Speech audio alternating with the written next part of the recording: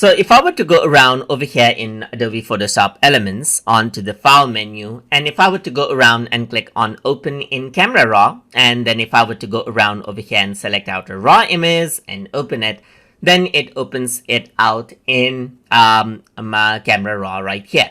So over here, the picture that you see is processed from RAW in a certain way. And if you want to go around and change around how it's processed, you can go around over here in process section, and you can go around to change to version 4 right here, to version 3 right here, and little bit of processing change actually shows up. If I were to go to version 1, then you can see that it's a bit darker right here. If I were to go to version 5, it's a bit brighter.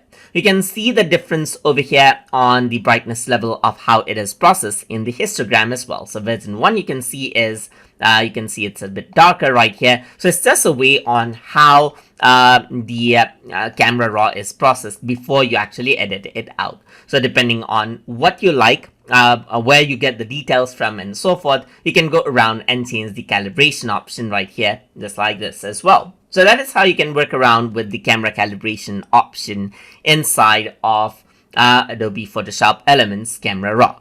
So hope you guys learned something as always. And as always, please like, comment, share, and subscribe.